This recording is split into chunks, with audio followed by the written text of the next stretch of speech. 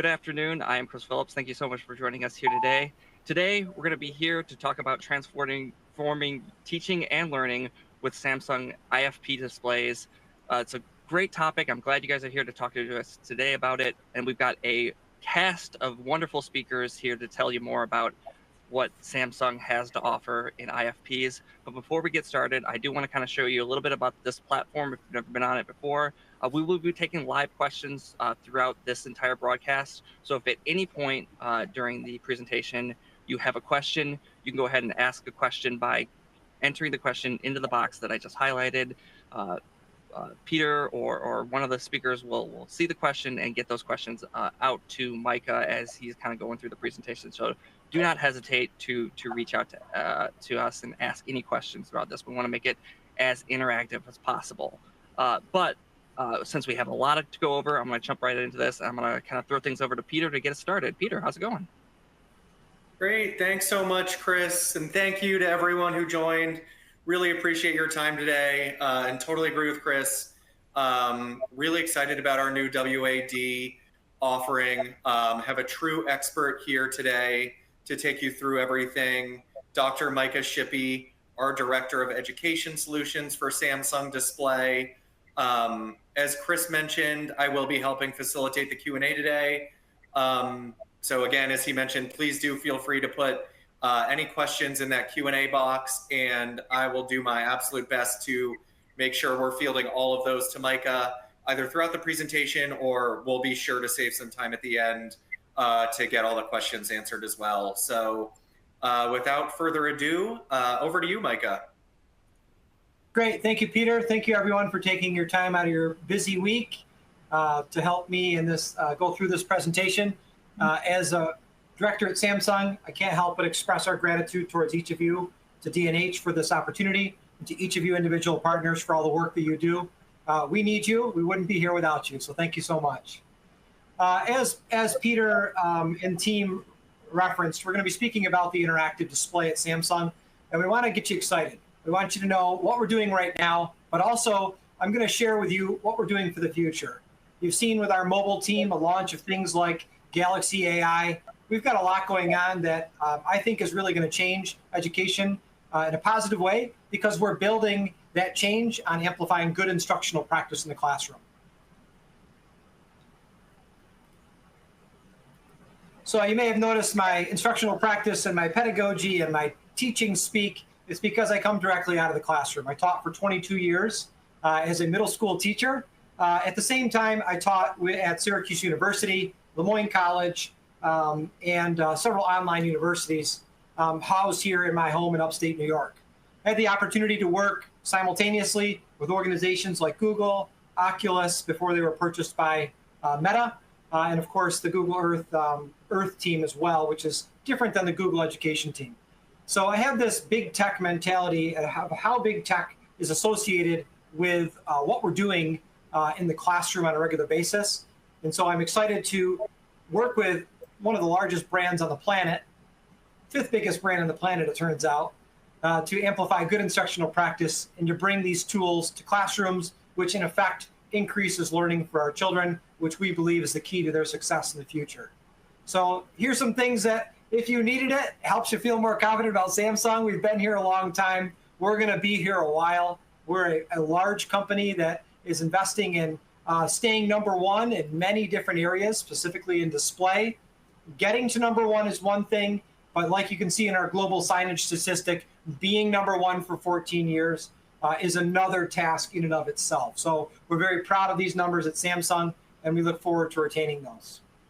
Now, in the education space, we like to say that we've got solutions that cover curbside to classroom. And that's really just our display team talking. We could, of course, bring our mobile team in and extend that well beyond these walls. But what we'll be talking about today is specifically in-classroom technology. We've had the privilege of working with a lot of schools and organizations that many of you have heard of that speak to our quality. Everyone from elementary schools, middle schools, large school campuses, universities, using our display technology to amplify their meaningful messages, doing things like making the learning more tangible. At Syracuse University, they found that it supported their accreditation process with middle states, something every university is concerned about to retain their accreditation process.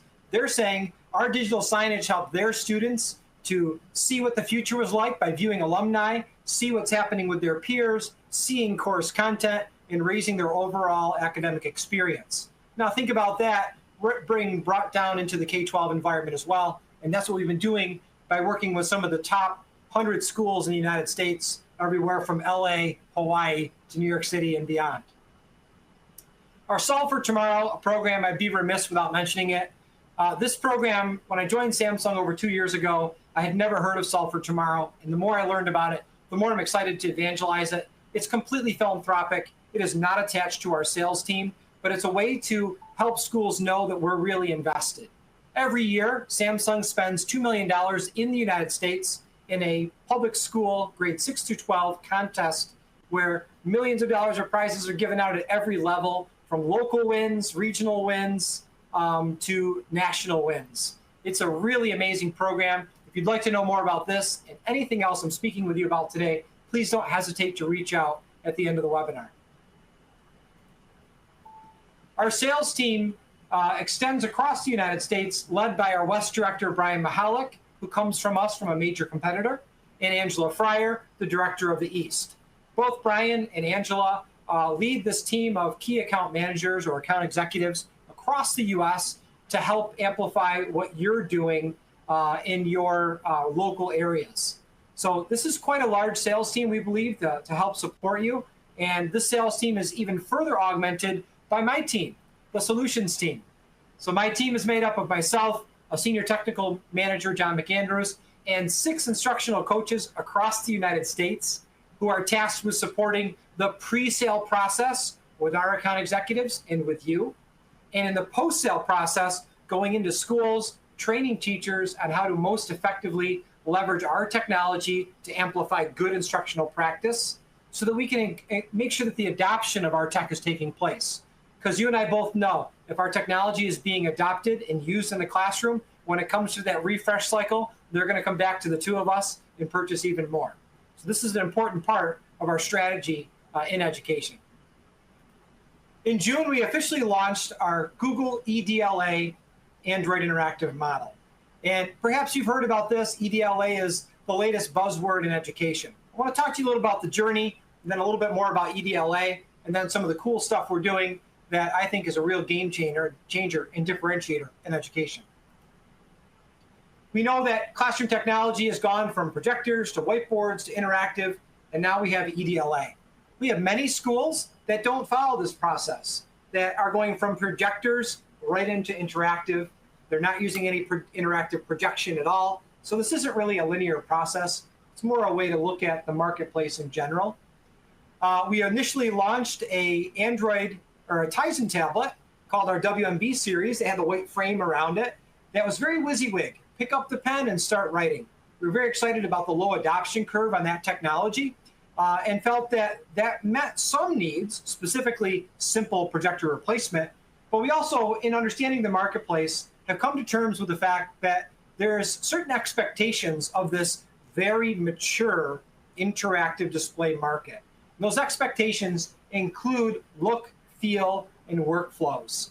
So to address those needs directly from our customers, we launched in 2023 our WAC model. So it's an Android model, which was the progenitor of our current Google EDLA model, and it met those needs. It gave accounts, and it gave a note screen, and file management, and shareability features that schools were expecting. So we're very proud of that progress as a good point in time to transition us into this next model, which we call the EDLA Interactive. This specific interactive has a look feel of a tablet.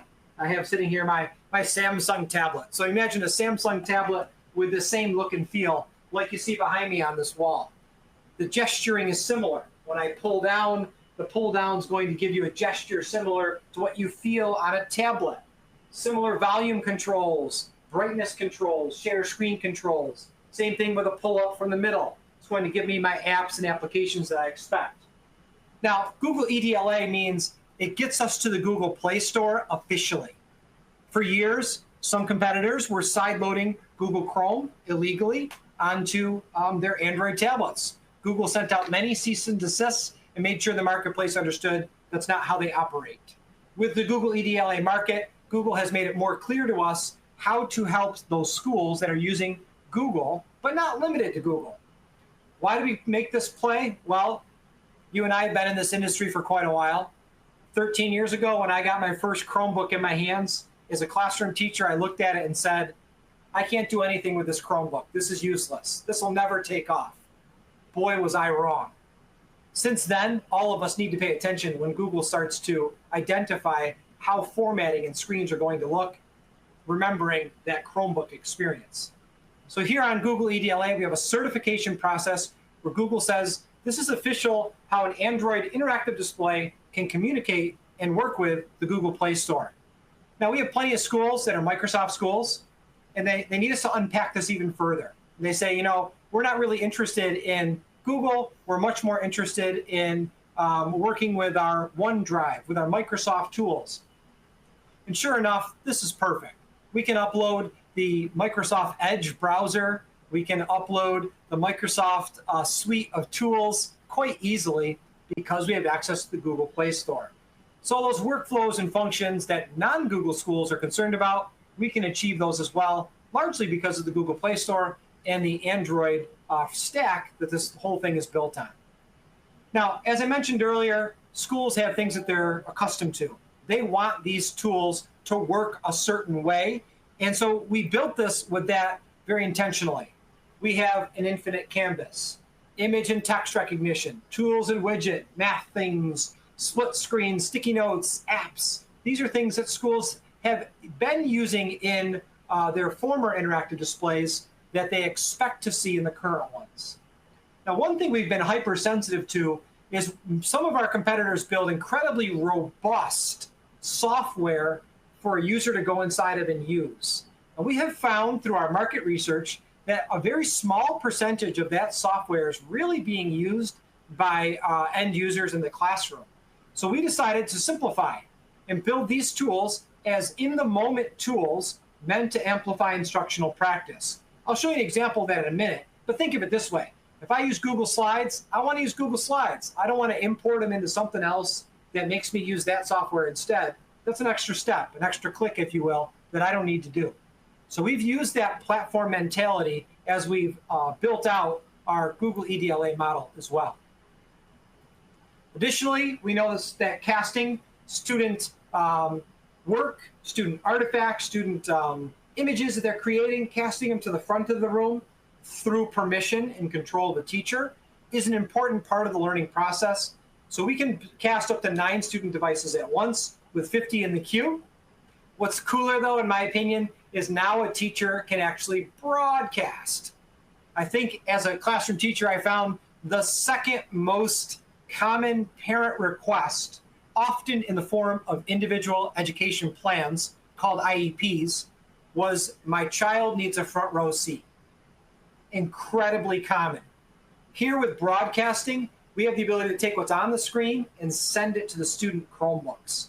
So everybody gets a front row seat.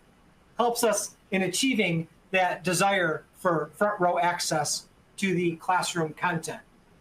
The first most desired IEP criteria is something I'll share with you pretty close. You'll have to wait just a moment for that one.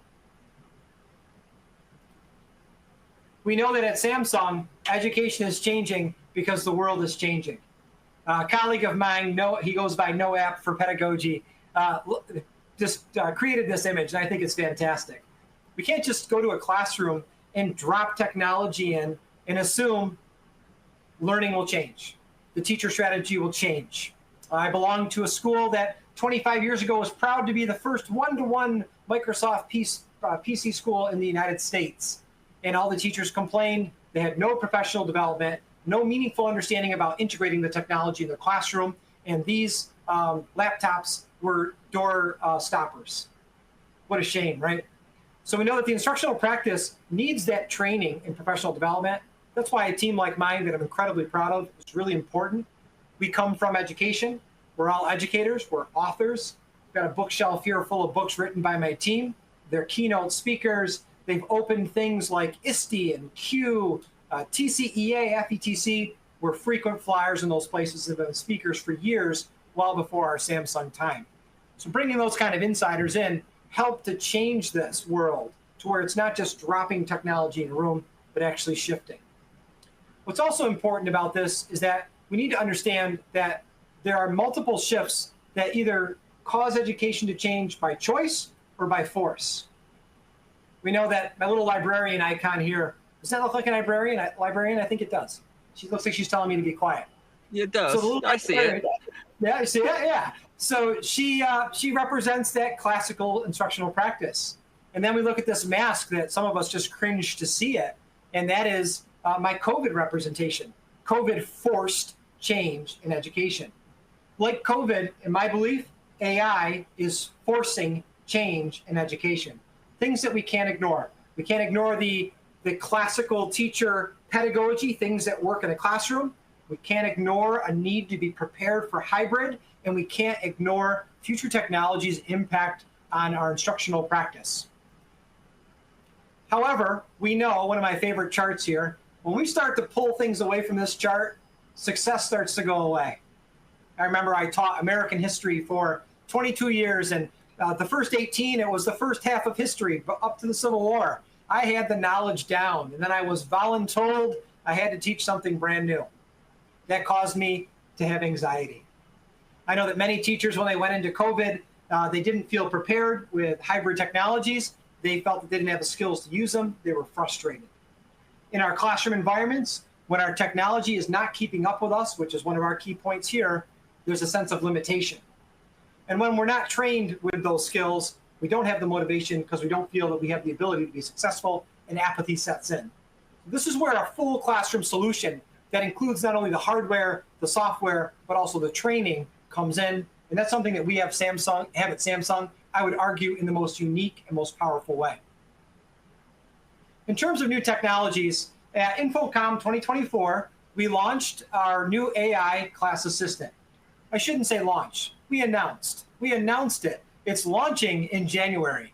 I'm going to show you a live demo in just a moment here of this AI class assistant, and I'm showing it to you probably 4 or 5 months too early. So just don't tell anybody. We're all under friend DA, right?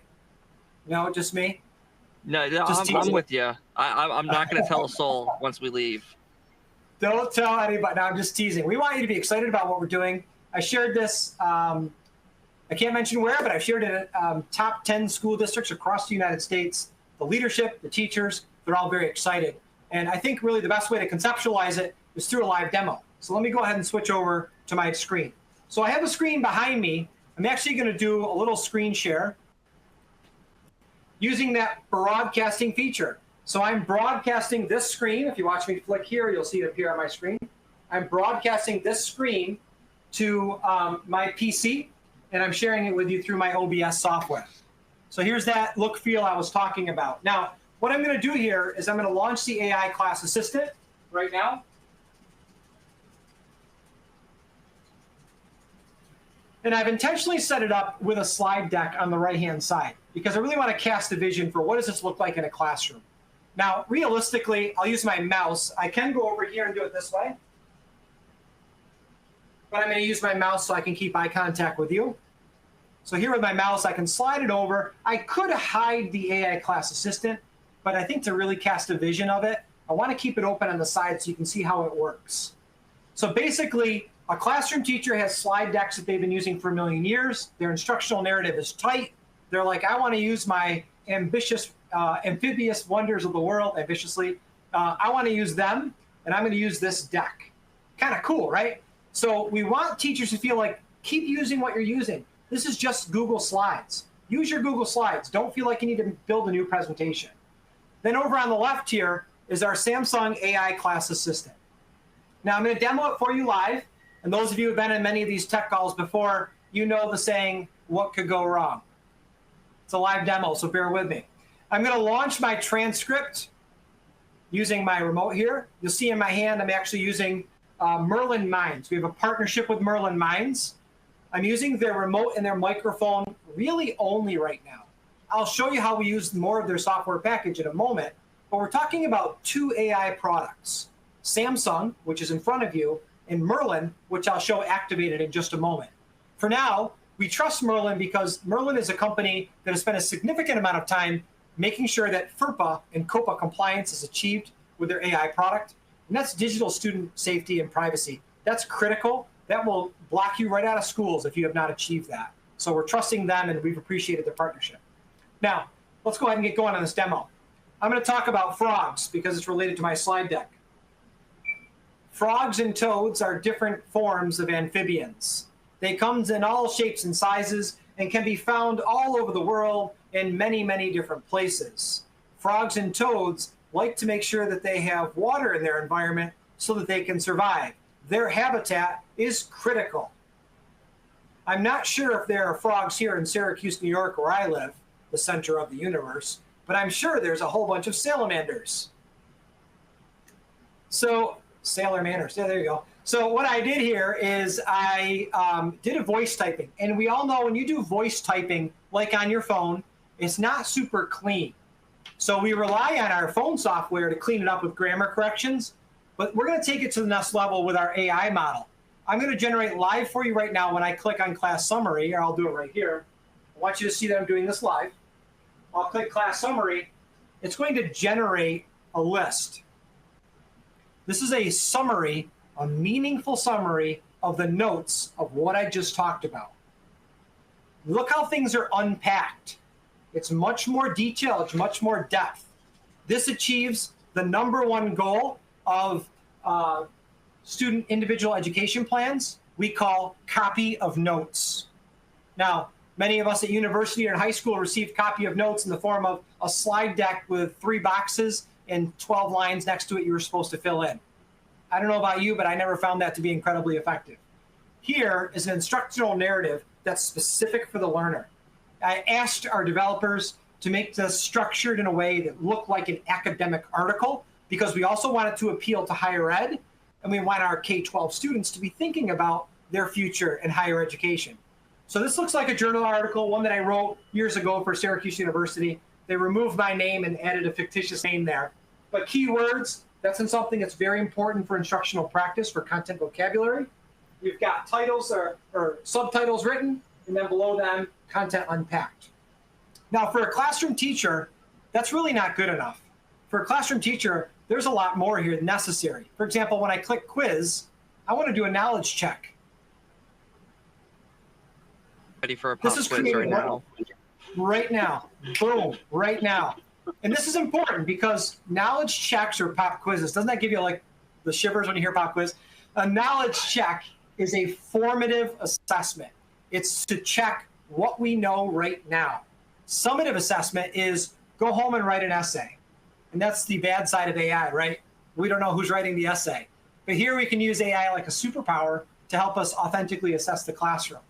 Now, in this screen, I'm going to launch a Samsung tool that already exists called AirClass. So AirClass is a tool that lets the learners log in with a phone or a tablet or a laptop and join with a QR code.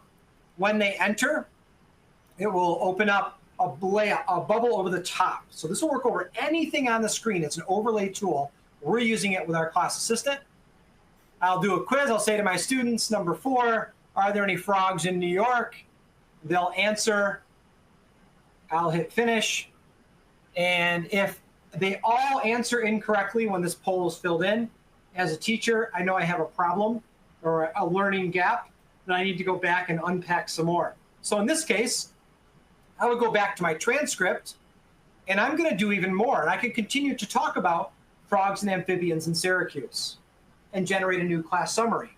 At the conclusion, the class summary can be shared directly to the students, to my favorite learning management system, or to email right from this platform, making sure that they're all caught up and up to date. Now, that's the Samsung side. The Merlin side is really cool as well. We have found that many classroom teachers, I'm going to turn off my transcript now. You'll see the bubble go away. We found that many classroom teachers, like elementary school teachers, are required to teach way more than the average teacher. I could be an English major teaching 1st grade, and I have to teach about frogs, and I don't know anything. That's very common. So you got to lean on tools and show some transparency and demonstrate to students right in front of them your agency. How do you get things done? What's your stick-to-itiveness? So here with Merlin, what I would do as a classroom teacher is I would ask questions that I don't know the answers to, like, what is the world's largest amphibian? And here Merlin, this is their software now, answers the question. The world's largest amphibian is the extinct Prionosuchus, a crocodile-like temnospondyl dating to 270 million years ago from the Middle Permian of Brazil. So this gives a safe search result inside of Merlin software. So what I can do now is I'll close the Merlin screen, and you'll see right behind it, my question is here in blue, and Merlin's response is in green. And this is showing how we're working together. Now I can generate a new class summary that will build in the Merlin response to my previous dialogue. And then by the end of class, I've filled the knowledge gaps. I've enriched it with more things that I haven't heard about or I'm not as familiar with, and I can send that out to my student audience. Now, this is a lot to unpack. I went through a lot on this, but I want you to be excited about what we're doing. And we're intentionally showing this to you really, really early. We're showing this to you for a Q1 release 2025. But we're actively working on it. The Samsung education team here in the US, my team, are the direct consultants for our developers, our Samsung developers. And we've got even more exciting things I can't show you that we're working on with this. You've all seen a lot about AI. You've seen our Galaxy AI. You can imagine the amazing things that Samsung is doing. And I would say, yes, that's what we're doing. Amazing things. Now, a few more things to wrap up. What you saw here is an education-focused platform. You've seen a voice assistant for teachers. You've seen generative AI by Samsung being used in what I would argue is a super practical manner. We know that once these devices are sent out to schools, app management becomes incredibly important. And, oops, I skipped the slide here. Excuse me one second. And we've launched our own Samsung DMS called Samsung Whiteboard DMS as an included on-prem DMS, which will allow for schools to build their own server, manage their own devices. It's a lightweight, but it does a lot of what schools need, including sending out messaging. We also use Radix. Radix is very familiar to schools. In fact, many competitors have used Radix, but they just white label it. We've decided to leave the name on there and work directly with that team and connect them with our school. Great. Let me go here. So I'm going to circle towards my conclusion, and then I want to make sure I give some time for any questions that come up. Dan or Marissa, did you want to hop in and speak to some of this? Sure, I can jump in.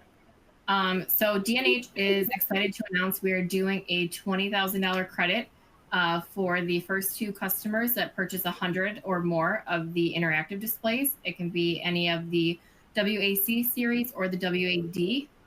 We do have super aggressive pricing on the WA65C. We are selling them right now for $800, and it is only while supplies last. We have about 215 left in stock. So those are our big promotions that we're pushing right now. Super big. If you guys have any questions or anything, please reach out to me. I am the Samsung funded head for DNH.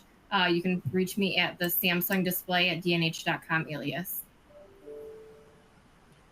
Yeah, and I know that there is some amazing pricing on the WAC model, which is a 65-inch. It's very similar to the model behind me on the wall here for my home office.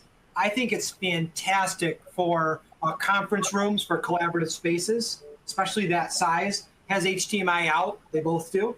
But I know DNH has pricing that will blow your socks off on that 65-inch model. So you can reach out to Marissa and the DNH team about that. Great. So with that, I'd like to say thank you. And I want to take a minute and answer some questions. Right off the top, I see a question from Rodney. Can I give a test with this technology? Rodney, absolutely. So my team does demos both live and virtual. I have done plenty of demos like I just did for you with the AI Class Assistant for schools, organizations, and partners like yourself. And it'll knock some socks off. People are pretty excited. We all talk about AI, but we need to talk about it being practically used. So you can reach out directly to me to book a demo, and it'll be from myself or my team. We all have this technology accessible to us. Live demos for large schools is something we're looking to increase over time, over the next few weeks. That'll become easier and easier to do. Peter, did you see other questions in the chat that perhaps I'm missing? Yeah, there is a couple of others in the chat. One other from Brian, and he's basically, wondering, about, this WAD device that you took us all through today seems to be a bit more advanced than some of the competition. So I don't know if you're able to touch on that as well in terms of how the WAD does stack up against, some of our competitors and their similar offerings. Where we might be a bit more advanced, or anything else you'd like to share on that topic. Yeah, that's a great question, and thank you for answering. This is a mature market, as we've said. We've learned a lot from this market. I mean, think about Samsung as a Samsung smartphone. Samsung smartphones came in after the smartphone market was established, and we made the best and sold the most. I mean, that's kind of our idea, right? Globally. So we wanted to see what's going on with this marketplace and build something that's meaningful for a teacher. We don't want to fill it with bloatware. So when you go through our technology and you look at the different apps that are here, there's a lot of apps here, and yes, you can add more with the Google Play Store, but there isn't something that says you need to subscribe to our software to make instructional material. We don't believe that's going to be widely adopted in schools. So instead, we spent our energy in developing super meaningful things. I mean, notice in my demo, and I'm so glad this came up, notice in my demo, I didn't even open this app. Here it comes. I didn't even open this app. I didn't even go to the screen and show you my Wolverine fingers, which is the beginning and the end and the meat of many interactive demos. I didn't even go there. What you see right here is just plain expected. If this isn't here, if you can't use a pen to write and draw, then we're having the wrong conversation. Can I bring in shapes? Of course. I can do all these things just like you'd expect. But for today's demo, we wanted to focus on just what you picked up on. What's special and different? Among those is our insider knowledge of the environment. And with our insider knowledge of the environment, we know adoption of technology is going to happen when teachers can feel comfortable with what they already have. So that comes in the form of our markup tools. So these gray and black tools in the bottom, these all work over the top of anything you plug in. If you get an HDMI adapter for a VCR tape or an Apple IIe, you can put it on the screen and float right over the top. Any old technology, as long as you can get it plugged in to our HDMI in or USB-C in, that technology can be annotated on. That alone calms people down and makes them feel more comfortable. I can do a stopwatch, I can do a spotlight, and I can use the technology I already have. Or they can start to scale up and dive in deep into Google EDLA. One other thing I'll note between us and our competitors is we are not using our OPS slot. We have an empty OPS slot in the back of this device that's available for a customer to plug in a mini PC, a Chrome OS or Flex OS, Nook or OPS slot. They want to upgrade later on, they can do that. We are not relying on that slot right now for this technology, which I think is a good differentiator and demonstrates our commitment to delivering a high quality product right out of the box, not demanding customers add more and more technology to it. Hey, Micah, you mind if I ask a question while we're waiting for more to fill in here?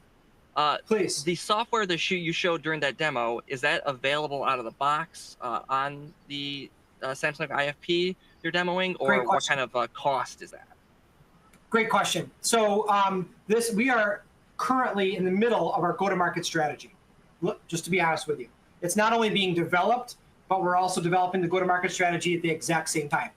It is being developed for this WAD technology. We don't want a school to think if I buy this right now, I won't be able to get this technology in 6 months. We don't want that to happen. So we're developing for this platform. We're developing for this hardware. My recommendation is that it's included as a clear differentiator. Somebody like Merlin, which is a great partner, they offer a little bit more. So if a customer wants a little more depth with the AI, they can subscribe to Merlin's hardware and software. But ours, I am advocating on behalf of schools, my warm fuzzy spot. I'm advocating for schools to have this included right with our device, but I can't promise that because it's currently under development. Understandable. Peter, if there was any more questions, did you see any more? I think just very lastly, could you just kind of quickly recap what the next steps are on the Merlin partnership and kind of what end users will be getting from that? Yeah, so we know that Merlin is being used at schools right now. I was at a major top 10 school district recently that is very interested in Merlin and very interested in interactive. So it's critical that we're able to say, yes, we also work with Merlin. And not only that, we do more with Merlin than anybody else. And we can say that confidently. Merlin has prioritized the development process with us. We're very grateful for that. And we can confidently say, not only checking a box, yes, we work with Merlin, but if you like Merlin, you'll love what we do because we take theirs and it comes together. Awesome. No, and I think with that, we're able to wrap up with any final thoughts from yourself, Micah, or anything you want to remind the audience of, Marissa. And just very lastly from my side, thanks again so much to everyone who did dial in. Truly do appreciate your time and attention on this. Marissa's around for any follow-up questions. And with that, any final thoughts from you, Micah, or from you, Marissa? I just want to say thank you again to the partners and to D&H for this opportunity. I mean what I say, we can't do this without you. We want you to feel not only a confidence in Samsung as a product, but supported by the team. So my team of educational coaches can support you with demos. We'll go to customers with you, virtual and on-site. We'll help cast a vision for the value for a teacher with language that's by a teacher for a teacher. It's a little different than a sales talk track. We'll help with that to help move the needle in your favor. Awesome. I just want to say thank you to everyone for joining, and thank you, Micah, for the presentation. Mm-hmm. Yep. Thank you, Micah. I'll say, as someone like you that does these technical presentations, the best way to stress test a piece of software is to do a live technical demo, and it went off without a hitch. So you guys, from my side, you guys look like you're ready to go with that stuff. So that was one of the most impressive demos I've seen in quite some time here, especially in the education front. So good on that.